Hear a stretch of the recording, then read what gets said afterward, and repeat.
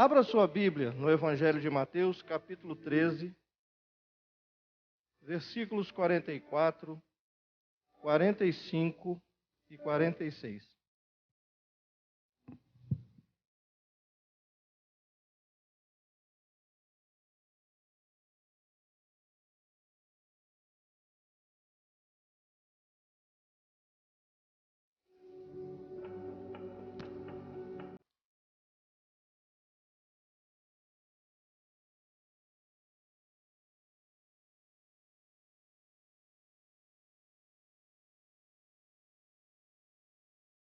Evangelho de Mateus, capítulo 13.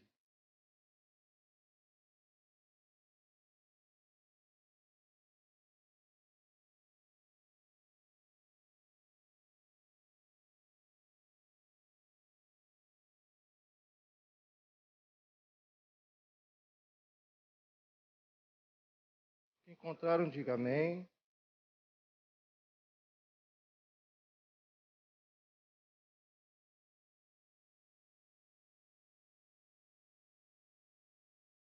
Acompanhem comigo a leitura aí silenciosamente. Diz assim a palavra do Senhor: Também o reino dos céus é semelhante a um tesouro escondido num campo que um homem achou e escondeu. E pelo gozo dele, vai, vende tudo quanto tem e compra aquele campo. Outro sim, o reino dos céus é semelhante ao homem negociante que busca boas pérolas. Grande valor, foi, vendeu tudo quanto tinha e comprou-a. Amém? Amados irmãos, nós vamos hoje fazer aqui uma reflexão em uma das 41 parábolas que o Senhor Jesus proferiu. Pelo menos 41 parábolas que estão registradas nos evangelhos. E nós vamos falar sobre duas dessas parábolas que, na verdade, têm a mesma mensagem. A mesma mensagem. Quando a gente fala em parábola, eu gosto sempre de explicar antes o que é parábola, porque a parábola ela era uma forma didática de Jesus ensinar. A parábola tem por objetivo revelar verdades espirituais. Revelar. Se vai revelar, é porque a parábola em si, não explica nada. Mas ela serve como uma figura, um símbolo, como se fosse um quadro, uma imagem que nós vimos ali, e dali é possível tirar e fazer revelações do mundo espiritual.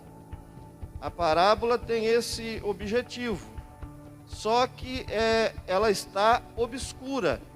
Jesus usou desse tipo de didática durante seu ministério. E ele dizia que ele, quando usava as parábolas, era para que aqueles que a ouviam não a entendessem. Porque muita gente ouvia Jesus, mas não queria o reino de Deus que Jesus anunciava.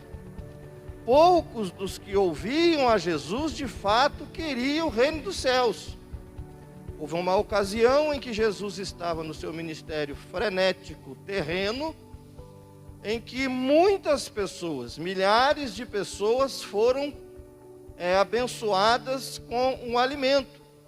Elas estavam distantes de um ponto de comércio e Jesus multiplicou pães e peixes.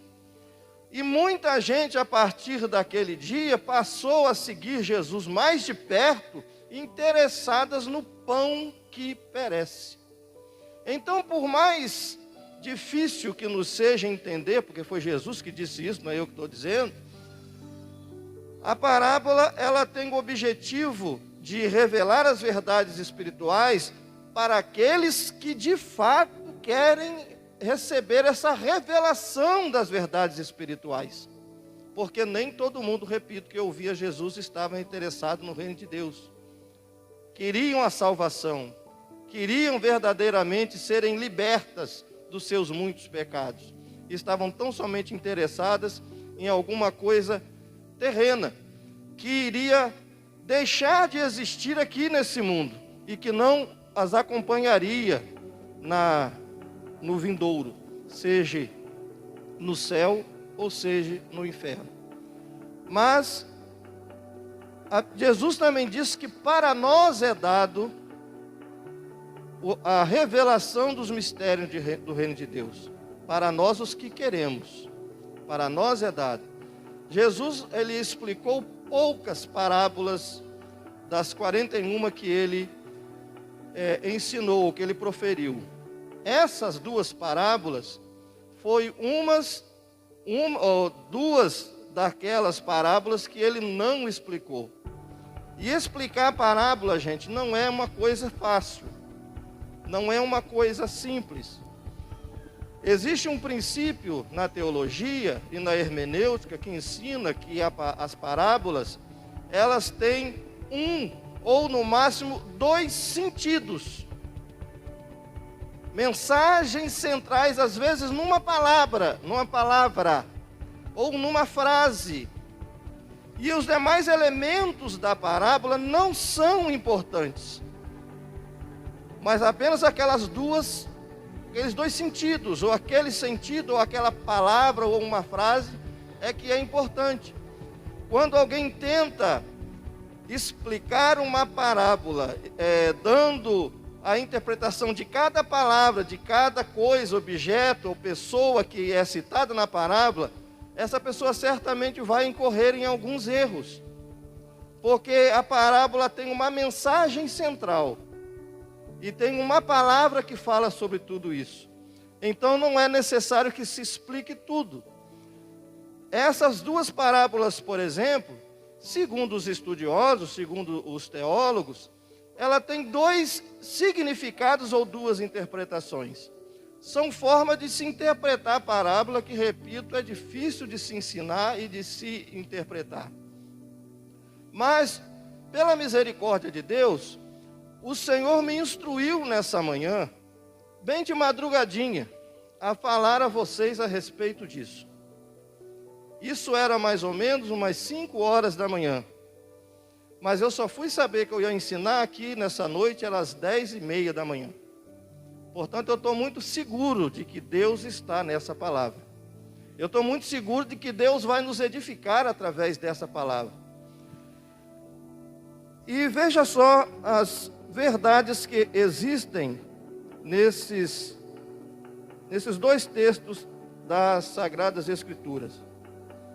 Todos os 2, como eu disse, são 2 parábolas. A primeira parábola é chamada de a parábola do tesouro escondido. A segunda parábola, que estão no versículo 45 e 46, é a parábola da pérola de grande valor. As 2 parábolas têm a mesma mensagem. As 2 começam falando do reino de Deus. Então, como eu disse, como nós não podemos, é um erro, querer pegar todos os elementos da parábola e explicar um por um, porque a parábola tem uma característica de que ela tem uma mensagem central, um sentido ou no máximo 2. O que nós precisamos fazer aqui, quando vamos estudar a parábola, é pegar esses pontos semelhantes, principalmente nessas 2 parábolas. Todas as 2 começam falando, o reino de Deus é semelhante a. Quando fala em semelhante, já diz que é uma parábola, porque a parábola, ela é a comparação entre coisas materiais para revelar verdades espirituais. Por isso que diz que é semelhante. Aquilo que é semelhante não é de fato, se parece. No caso da parábola, se tira lições para revelar verdades espirituais. Mas todas as 2 começam falando sobre o reino dos céus. Primeira coisa que nós temos que entender e aprender aqui é o que é o reino dos céus. Para isso eu gostaria que os irmãos abrissem as suas Bíblias no Evangelho de Mateus, é aí nesse texto mesmo, aí no Evangelho, no mesmo Evangelho, no capítulo 4, e o versículo 15 ao 17, para que nós possamos entender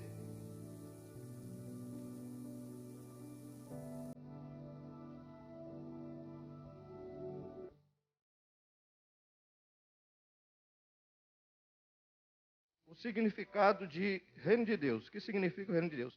Quem achou pode ler.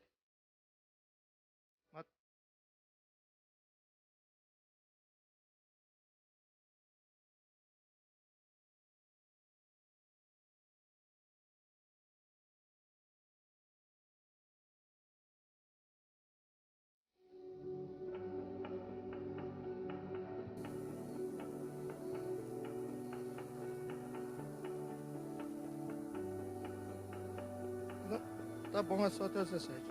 Obrigado. Até o 17. Nós vemos aqui Mateus falando sobre, logo depois que Jesus foi batizado em águas, tentado por Satanás, ele começou o seu ministério e ele esteve na terra de Zabulon e Naftali, além do Jordão, na Galileia. E o texto nos informa que o povo que estava sentado em trevas viu uma grande luz, e aos que estavam assentados na região em sombra da morte, a luz raiou. Como que luz foi essa? Que grande luz foi essa? O próprio Senhor Jesus e sua mensagem. Jesus representa o reino de Deus. Jesus veio anunciar o reino, e não seria necessário dizer aqui que Jesus é o rei desse reino dos céus. Ele era o rei e veio anunciar o seu reino.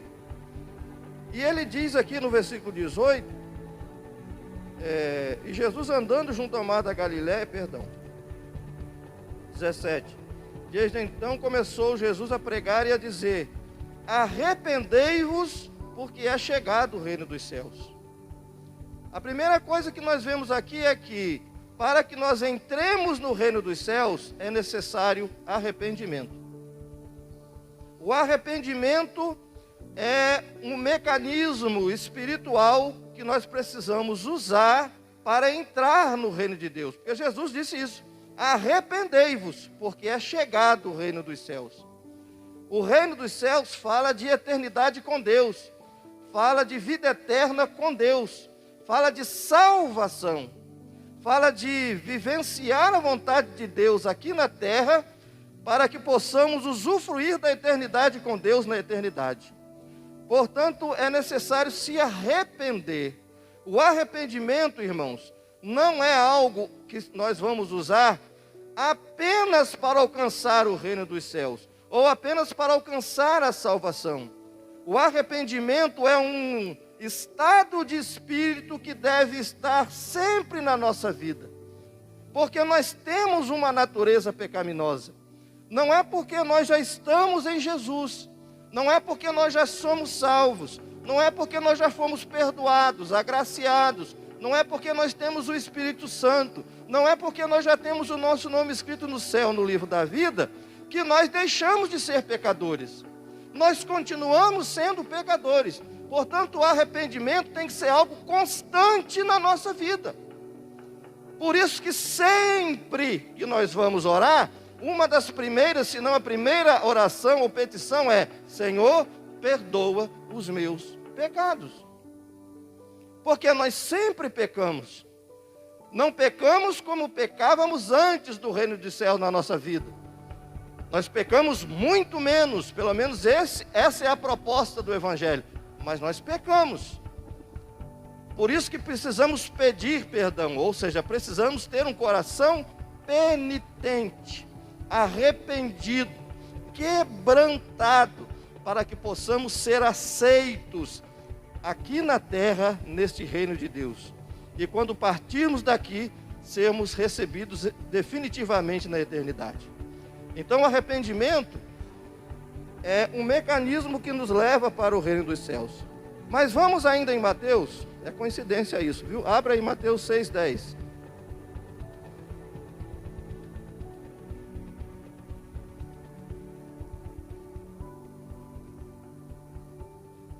Mateus 6,10 vai nos explicar o que é. Nós aprendemos como ingressar no reino. É arrependidos, é nos arrependendo dos pecados. E depois vivendo uma vida de arrependimento.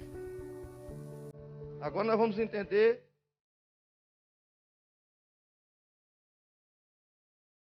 o que é o reino de Deus. É Mateus 6,10, alguém achou?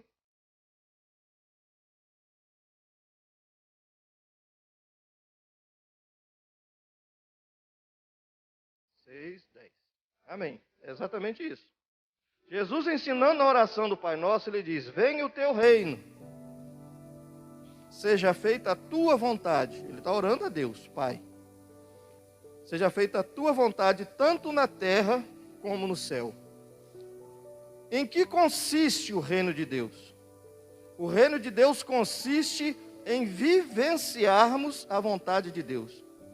Consiste em nós aceitarmos e cumprirmos a vontade de Deus aqui na terra. Jesus, ele orando a Deus Pai, ele diz: venha o teu reino e seja feita a tua vontade, assim na terra como é no céu. Lá no céu, irmãos, ninguém discute com o Todo-Poderoso. Os anjos não discutem as ordens do Todo-Poderoso. Não existe divisões entre os anjos. Já houve. Não vai haver mais. Quem tinha que se dividir, já se dividiu. Agora os anjos que estão lá são fiéis a Deus. Tudo que o Senhor ordena, os anjos acatam de forma prazerosa e espontânea. Eu vou até aqui ousar dizer que os anjos fazem a vontade de Deus com alegria.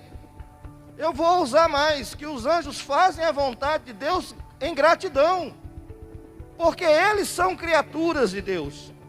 Eles reconhecem que eles não existiriam e eles não exerceriam as funções que exercem no céu se Deus não houvesse criado e dado a capacidade para fazer o que eles fazem. Existe alegria em fazer a vontade de Deus no céu. E Jesus, quando ora, ele diz: faça a tua vontade na terra, assim como no céu. Se nós fazemos parte do reino de Deus, nós precisamos não apenas crer na vontade de Deus, não apenas crer que a vontade de Deus é boa, perfeita e agradável, mas nós precisamos também ter alegria em vivenciar essa vontade de Deus. Temos prazer em fazer essa vontade de Deus. Não apenas reconhecê-la, mas também aceitá-la e cumpri-la. O reino de Deus consiste em fazer a vontade de Deus. Quando Jesus começa na parábola dizendo: o reino de Deus é semelhante, ele quis dizer o seguinte: que a vontade de Deus, ou ter prazer em fazer a vontade de Deus, é semelhante a um homem que achou um tesouro no campo. E quando ele achou esse tesouro no campo, ele vendeu tudo o que ele tinha. Primeiro ele acha e esconde. Depois ele vende tudo o que ele tinha e compra o campo, para poder ter aquele tesouro que ele achou escondido. Nos dias de Jesus, era comum, porque não tinha banco naqueles tempos. O que poderia ser chamado de banco, e não pode, mas que poderia chamar de banco, o que era mais próximo a banco, eram os cambistas, que ficavam nos limites das cidades ou das nações, trocando as moedas de um país para o outro. Era o máximo que tinha de perto de banco, que a gente pode entender como banco hoje, era isso.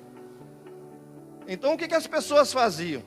Devido também Israel, como as terras circunvizinhas, viverem em constantes guerras, as pessoas que tinham seus bens, que tinha prata, que tinha ouro, quando ela via que vinha se avizinhando uma guerra, se aproximando uma guerra, um conflito político entre exércitos, eles iam para o campo, faziam um buraco e fundo e escondiam seus tesouros lá. Depois iam embora por causa da guerra, na esperança de que quando a guerra passasse, eles chegavam lá e desenterrassem o seu tesouro outra vez. Então era comum tanto esconder tesouros no campo, em lugares remotos, distantes, justamente para que ninguém achasse vestígios de que alguma coisa pudesse estar ali encoberta, como também era comum pessoas procurando tesouro escondido, porque era notório, era um costume da época isso. Quando Jesus ensina que o reino dos céus é semelhante a um homem que encontrou um tesouro escondido, depois que acha, o enterra de novo, vai e vende tudo que tem, ele está falando sobre o reino de Deus. Ele está falando sobre esse governo de Deus na vida, nas nossas vidas, na vida do ser humano. E esse governo de Deus se materializa através da salvação. Jesus começou anunciando o reino de Deus, dizendo: arrependei-vos de quê? Dos seus pecados. E os que se arrependiam passavam a ser salvos. Então a salvação é a materialização, ou pelo menos o início da materialização do reino de Deus na nossa vida. Porque a vontade de Deus é que todos sejam salvos. Jesus mesmo disse, Lucas deixou registrado isso no Evangelho, capítulo 19, versículo 10, que eu vim para buscar e salvar os que se haviam perdido. A vontade de Deus é que todos se salvem e venham ao pleno conhecimento da salvação que há em Cristo Jesus. A vontade de Deus é conhecida através da salvação ou a partir desta salvação. E aquelas pessoas estavam entrando no reino dos céus quando se convertiam. Portanto, esse tesouro escondido no campo, que é o reino de Deus, do reino dos céus ou o reino de Deus, é a salvação que há em Cristo Jesus. Se você quiser personificar esse reino de Deus, ou personificar essa salvação, você também pode dizer que esse tesouro escondido é o próprio Senhor Jesus, porque Ele é o Salvador. Ele é o Salvador que propiciou-nos a salvação, não só a nós, mas a toda a humanidade. Portanto, nós vemos aqui que quando esse homem encontra esse tesouro, e ele fica abismado com o valor do tesouro. Ele fica tão interessado. A Bíblia diz que ele saiu pelo gozo do tesouro que ele encontrou, ou seja, pela alegria do tesouro que ele encontrou. Ele esconde de novo, vai embora, vende tudo o que ele tem, para poder ter aquele tesouro que ele achou. E aí eu vou começar a pregar, que até agora eu estou tentando explicar isso aqui. A outra parábola é a mesma coisa com palavras diferentes, com outras situações. Quais são os dois pontos que existem nas duas parábolas? Tanto do tesouro escondido, ou do tesouro que foi achado no campo, quanto da pérola de grande valor. É que os dois homens que encontraram ficaram felizes e depois venderam tudo o que tinham. O primeiro para poder ter o tesouro que ele achou no campo, e o segundo para poder ter aquela pérola de grande valor. A segunda parábola, que fala sobre a pérola de grande valor, é um homem que tinha já o objetivo, já vivia procurando pérolas, procurando alguma de mais valor. Também era um costume da época, as pessoas gostavam de ter pérolas. Pérola era valioso, era caro, e era esteticamente também bonito, era legal ter uma pérola. Só pelo fato de ter uma pérola na mão e olhar já era um prazer muito grande, porque a pérola é bonita, além de valiosa. Então era um costume da época as pessoas, quando podiam, obter pérolas. Só que aquele homem conhecia a pérola. Ele negociava pérolas, ele era um especialista em pérolas. Ele gostava de coisas boas. Mas um dia ele se depara com uma pérola diferente, com uma pérola especial, com uma pérola que ele não tinha visto outra igual até então. E ele também, ainda que no texto, com respeito à parábola da pérola de grande valor, não diga que ele ficou feliz ou que ele ficou muito alegre, como diz na primeira parábola do tesouro perdido, do tesouro encontrado, mas fica subentendido que ele também ficou feliz, porque ele tem a mesma atitude do homem que encontrou o tesouro escondido no campo. Ele saiu e vendeu tudo o que tinha para poder ter aquela pérola de grande valor. E tudo isso tem para nós hoje de prático. Primeiro, que a salvação, é isso que as parábolas querem dizer. São duas mensagens centrais. Que a salvação, ela proporciona a maior alegria que ser humano nenhum poderá ter no universo. A maior alegria que o ser humano tem é a salvação que há em Jesus. E quando nós encontramos essa salvação, nós somos levados a fazer o que aqueles dois homens fizeram. Abrir mão de tudo o que nós tínhamos como valioso. Renunciar aquilo que nós tínhamos como precioso, para não perder o tesouro do campo ou a pérola de grande valor. O reino de Deus, a salvação e a pessoa de nosso Senhor Jesus Cristo é a maior alegria que o homem pode ter na face da terra. Abra aí, 1 Pedro capítulo 1, versículo 8. Esse é o primeiro aspecto da alegria.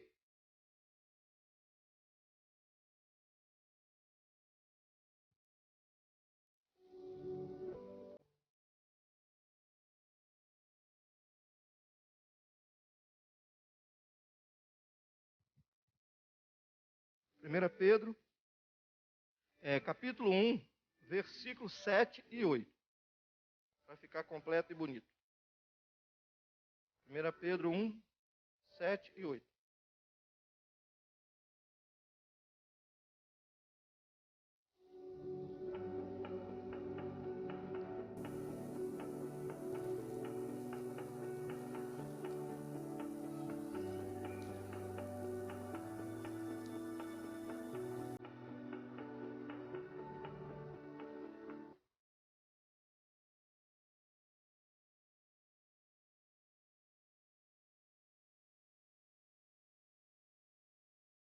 Primeira Pedro?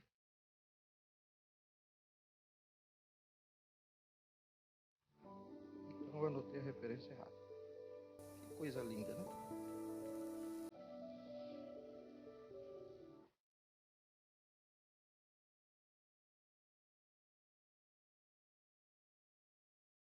Segunda Pedro. Vamos lá, né?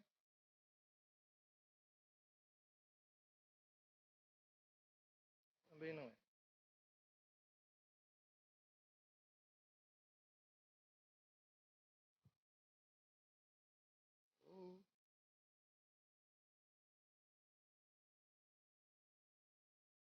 Tá bom. Vai ser o quê? Salmo 51, 12. Salmo 51, 12.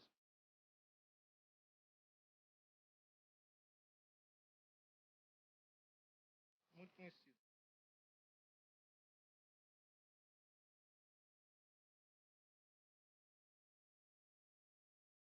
Davi, quando pecou, entre muitos pedidos na oração de arrependimento que ele fez a Deus, ele orou pedindo a Deus para que tornasse a dar a ele a alegria da salvação. A salvação, irmãos, é uma alegria. No Salmo 45, versículo 7, que é um salmo messiânico, falando a respeito de Jesus, a Bíblia diz que o teu Deus, te ungiu com óleo de alegria. Esse óleo, essa unção do óleo de alegria, ela é resultado da salvação, de alguém que anda para satisfazer a vontade de Deus. Lembra que eu ensinei, eu falei instantes atrás, com respeito, que o reino de Deus é aceitar e cumprir a vontade de Deus na terra? É exatamente isso. Quando nós aceitamos a vontade de Deus, quando nós vivemos segundo a justiça de Deus, praticamos a retidão, andamos em santidade, acontece algo sobrenatural na vida do ser humano, que é uma alegria inexplicável. Por que ela é inexplicável? Primeiro, que ela vem de Deus, é resultado da salvação. Segundo, que ela brota no nosso espírito, brota na nossa alma, é de dentro para fora. Terceiro, porque essa alegria é uma alegria ultra circunstancial. Quando nós somos salvos em Jesus, apesar das crises, tribulações ou angústias que nós venhamos a viver, nós estamos sempre alegres. Lembra do texto de Paulo aos Filipenses? Alegrai-vos sempre no Senhor. Outra vez digo, alegrai-vos.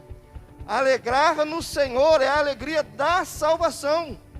É ter sobre a sua vida a unção da alegria de ser salvo. A salvação é como uma unção de alegria. Por isso que o salvo, apesar das intempéries, está sempre cantando, sempre louvando, sempre adorando, porque há uma alegria na sua alma. Ele sabe que ele é amado no céu, ele sabe que ele é guardado pelos anjos de Deus, ele sabe que o seu nome está registrado no livro da vida. Xaramanácia. E por causa disso ele é alegre. Por causa disso ele não fica cabisbaixo. Ele pode estar até em alguns momentos, quando ele é impactado pelos problemas, estar abatido, mas não derrotado. E sempre está cantando. Eu fico tentando imaginar o diabo, que é o inimigo da igreja, quando a luta bate na nossa porta, quando nós ficamos angustiados, passamos por aperto, por tribulação, e ele fica lá ao derredor, porque ele não pode chegar perto de nós. Nós somos propriedade exclusiva de Jesus. Então ele fica lá ao derredor, e ele fica de lá olhando para ver quando é que nós vamos começar a chorar, quando é que nós vamos começar a blasfemar contra Deus, quando é que nós vamos começar a reclamar.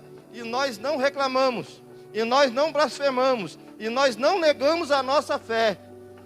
Quando nós choramos, é quando dobramos os joelhos a Deus, derramamos as nossas lágrimas aos pés dele, pedindo graça para continuar batalhando pela fé que uma vez foi dada aos santos. Mas quando nós levantamos do joelho, nós estamos sorrindo e louvando a Deus.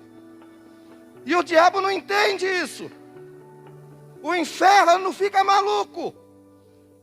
A alegria da salvação, ela é extraordinária. Ela é inexplicável. Ela é revigorante. E ela alegra o coração de Deus. Porque a Bíblia diz que a alegria do Senhor é a nossa força. Quando nós nos esforçamos para fazer a vontade de Deus. Primeiro aspecto dos dois da mesma parábola, ou das duas parábolas, é a alegria. O segundo é o abandono, ou a renúncia de tudo.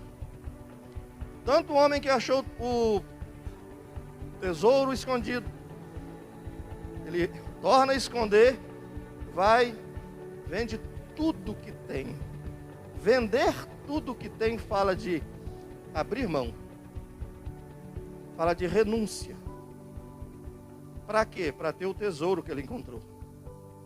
A salvação é algo, presta atenção, é algo que vale, a salvação ela é de graça, mas vale a pena nós darmos tudo para não perdê-la. Você entendeu aí? Anotou? A salvação é de graça, é pela graça, mas vale a pena nós darmos tudo para não perdê-la. Renunciar. Também o moço que encontrou a pérola de grande valor fez a mesma coisa. Vendeu tudo o que tinha, porque ele sabia valorizar aquela pérola que ele encontrou.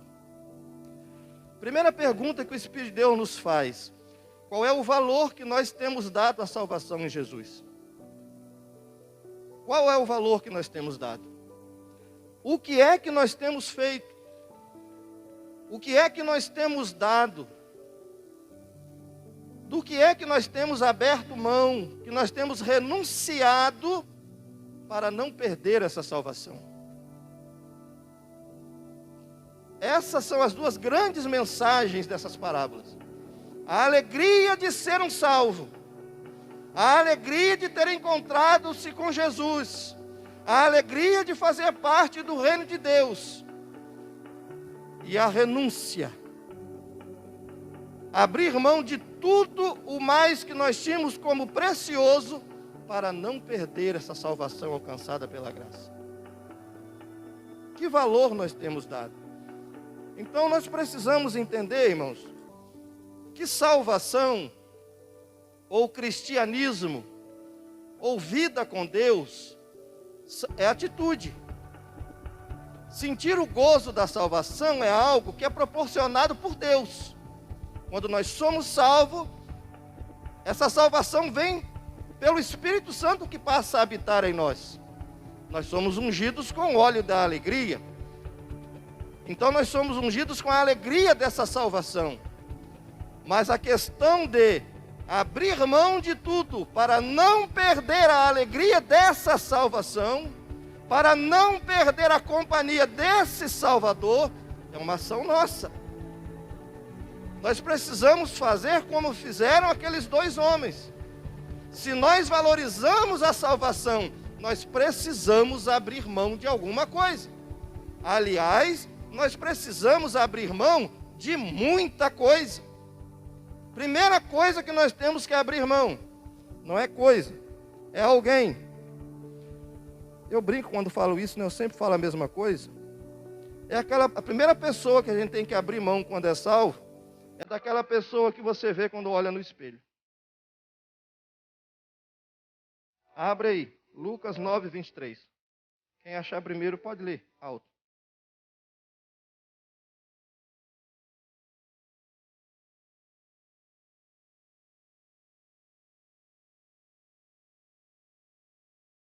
Jesus está dizendo o seguinte: se alguém quiser vir após mim, ou quem quiser me seguir, em outras palavras, negue-se a si mesmo, negar a si mesmo, abrir mão de si mesmo. O que é abrir mão de si mesmo?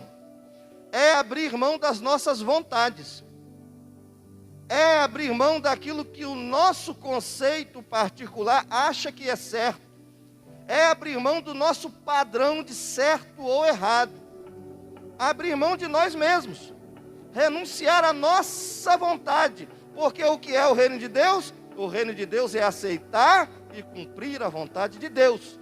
Se o reino de Deus é aceitar e cumprir a vontade de Deus, a minha vontade tem que ser jogada fora. Daí, quando eu falei no início e repito agora, a necessidade de um coração sempre penitente, sempre pronto a arrepender-se.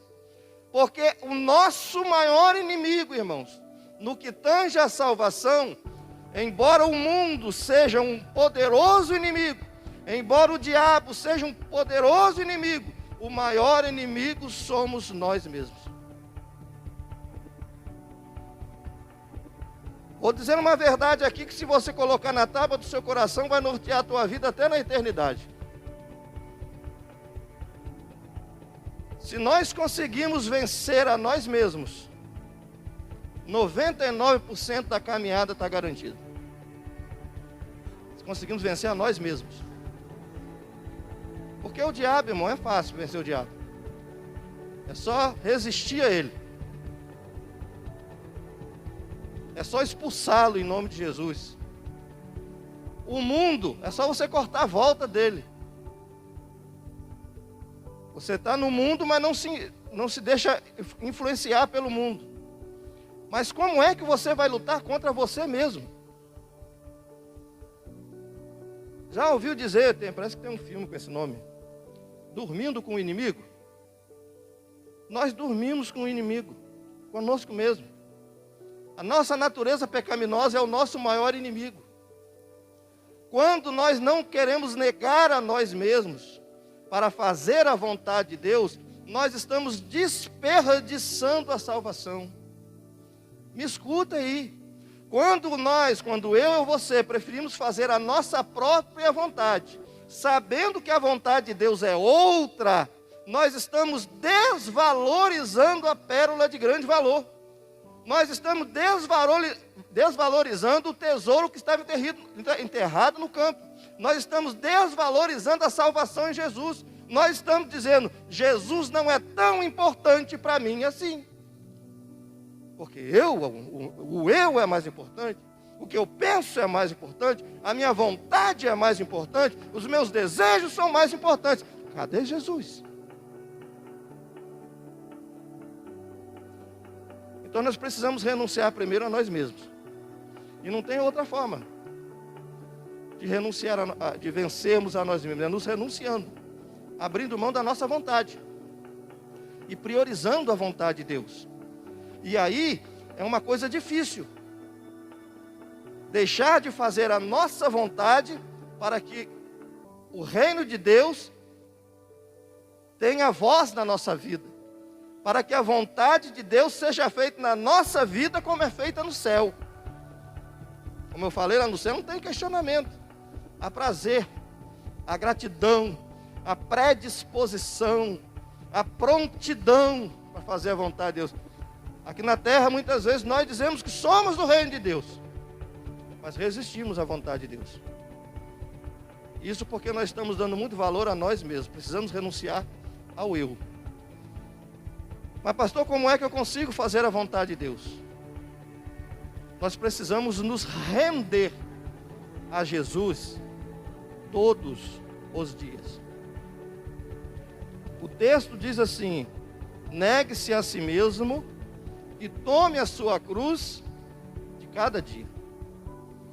Tanto tomar a cruz como a renúncia do eu, escute aí, tem que ser diária. Você tem que acordar de manhã já escorregando na cama de joelho, pedindo: Jesus, tem misericórdia de mim, pecador. É a nossa oração, até chegar no céu é essa, gente, não tem outra. Tem misericórdia de mim, pecador. E logo depois dessa oração vem o segundo pedido: reveste-me, Senhor, de ti e da força do teu poder, para que eu possa fazer a tua vontade na terra. Porque é só revestido dele. Enquanto você não renunciar a você, Jesus não vai ter domínio sobre você. Você está entendendo? Você precisa renunciar a você para que Jesus tome o domínio. Aí as nossas vontades vão deixar de existir.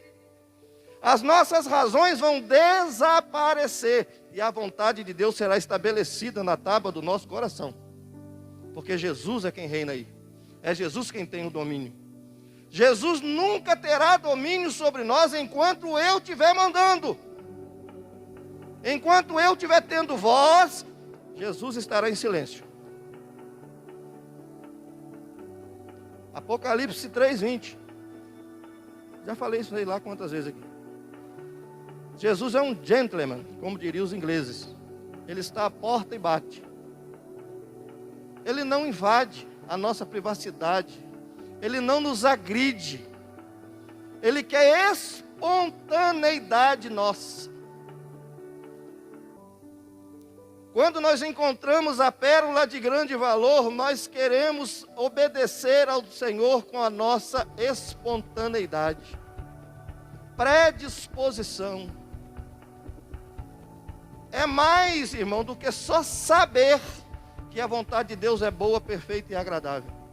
É mais do que saber, é desejar experimentar essa boa, agradável e perfeita vontade de Deus. É não negociar, vivenciar essa boa, agradável e perfeita vontade de Deus. Só que para isso começar a acontecer, nós precisamos renunciar o eu. A minha voz tem que ser emudecida. E Cristo precisa bradar na minha alma. Coisa linda isso, né? Mais lindo do que ouvir e falar é viver.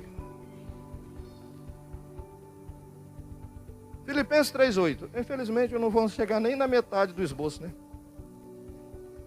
Vou chegar nem na metade do esboço. Eu separei aqui 5 pontos. Só vou falar 2. O tempo já foi embora. Filipenses 3:8.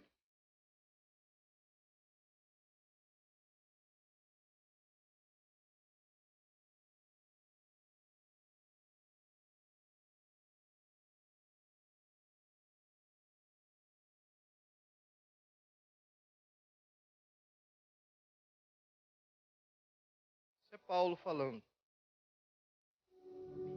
Deixa eu ver se eu encontro Filipenses na minha Bíblia. Tem hora que os livros desaparecem. Filipenses 3:8.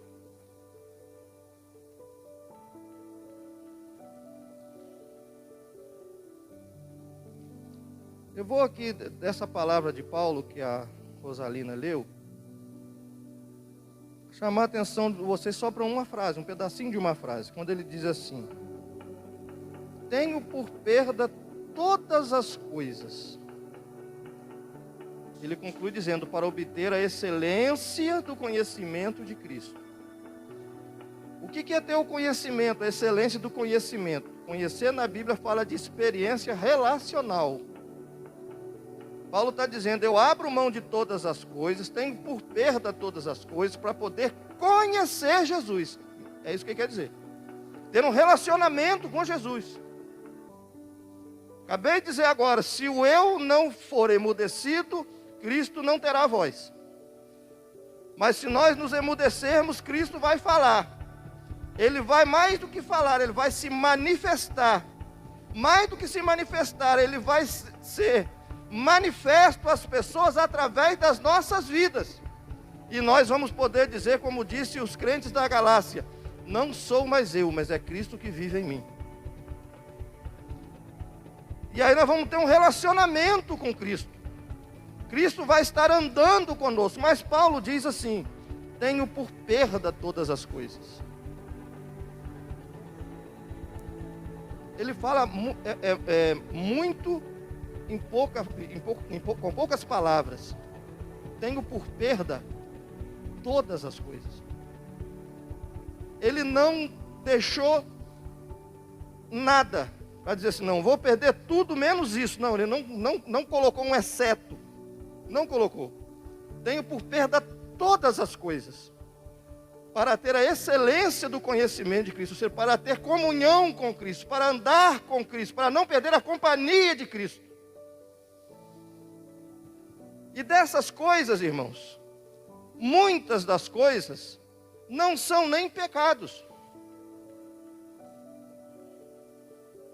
Quando alguém dá prioridade ao reino de Deus e dá valor à salvação, ele tem por perda todas as coisas. Às vezes, ambições sadias. Não é pecado. É algum pecado você se formar e ter uma profissão? Mas existem pessoas que abriram mão disso. Paulo, ele aprendeu aos pés de Gamaliel, que era mestre. E Paulo ficou, por assim dizer, famoso entre os fariseus e os religiosos da época, por ser um dos alunos mais obedientes de Gamaliel, mais fervorosos. E talvez nos dias de Paulo não vamos falar de Saulo, né? Antes de ser Paulo. Nos dias de Saulo, as pessoas acreditavam assim: esse rapaz vai ser o próximo Gamaliel. Ele vai ser o nosso mestre. E talvez ele tinha essa ambição. Tem algum problema em ser mestre? É pecado ser mestre? Ser professor? Ser um pedagogo? Nenhum, não há pecado nisso. Mas ele, com o passar do tempo, abriu mão disso. Muitas pessoas no decorrer da história da igreja deixaram de cumprir sonhos, de cumprir ideais de vida, como ter uma profissão por causa do Evangelho. É uma coisa pessoal, particular, mas abriram mão. Tem pessoas que deixaram de se casar por causa do Evangelho. Quer ver só? Estou encerrando, mas vou encerrar agora, porque tempo... Só dá Mateus hoje, né? Mateus 19:12.